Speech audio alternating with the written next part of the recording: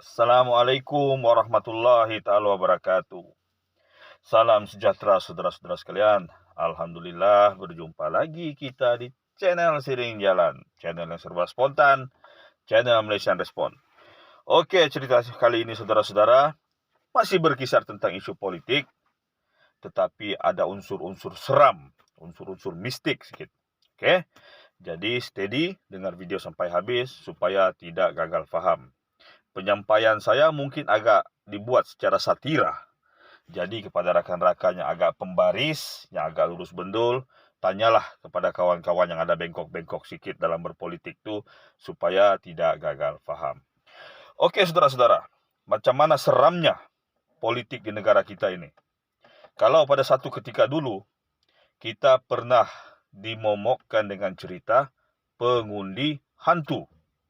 Nah, kalau di negeri Sabah, jenis-jenis pengundi hantu yang dituduh mengambil bahagian dalam pilihan raya itu sama ada daripada selatan Filipina, daripada Indonesia, ataupun daripada Pakistan.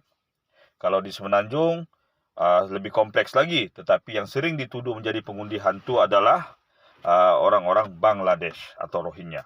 Jadi kalau ada orang yang agak berkulit gelap sedikit beratur semasa hari mengundi, habislah kena ketuk kepala dia, dianggap pengundi hantu.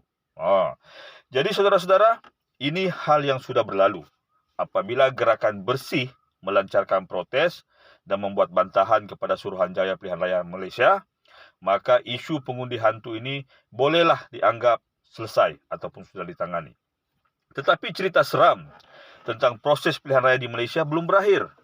Karena kalau dulu ada pengundi hantu, sekarang ada parti hantu.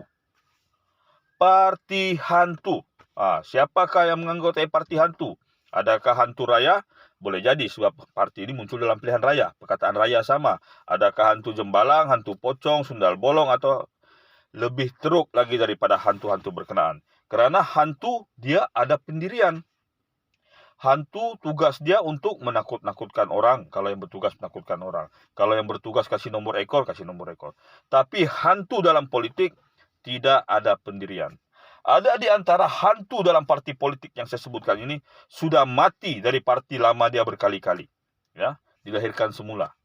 Ada yang kita tidak pakai istilah katak atau monyet lagi, tapi istilah hantu sebab mereka menganggotai parti hantu. Kalau katak, diorang tidak tahu malu. Dipanggil monyet pun tidak tahu malu. Jadi kalau saya panggil hantu ini pun tidak tahu malu, tidak tahulah. Memang betul-betul hantu punya ahli politik. Jadi kenapa saya anggap parti politik diorang ini parti politik hantu? Sebab kewujudan hantu kita tidak tahu. Biasa kalau bomo, pawang, dukun datang, dia akan menyeru, "Hei, dari mana asal usulmu?" Jadi parti yang menjadi hantu di negeri Sabah sekarang ini, kita tidak tahu asal usul dia.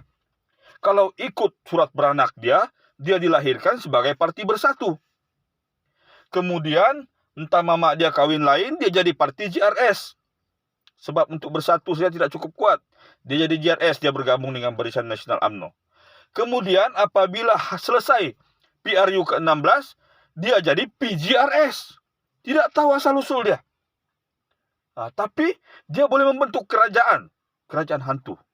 Sebab PJRS belum pun bertanding pilihan raya, tapi sudah mewujudkan sebuah kerajaan negeri. Jadi anggotanya anggota-anggota hantu, karena terbang daripada kubur-kubur yang berlainan.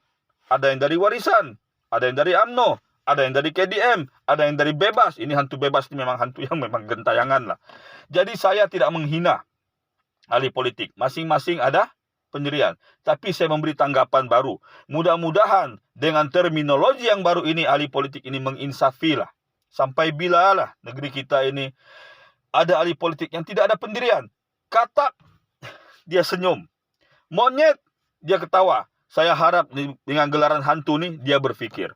Jadi kepada rakyat Sabah, sudah tiba masanya. Kita pilih ahli politik yang benar-benar ahli politik dan mempunyai tubuh manusia. Yang boleh berfikir sebagai manusia, yang ada hati nurani manusia. Supaya mereka boleh menyelesaikan rakyat. Karena rakyat adalah manusia.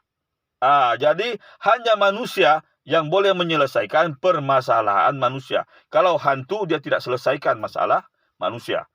Sebab itulah jalan raya kita berlubang, royalti minyak kita tidak dapat, macam-macam usaha pembangunan tidak ada, line wifi pun tidak ada.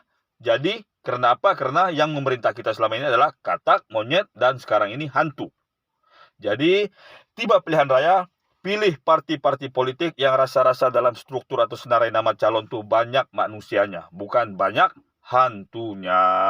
Wallahu alam bisawab. Assalamualaikum warahmatullahi taala wabarakatuh. Bah, YouTuber hantu quit dulu.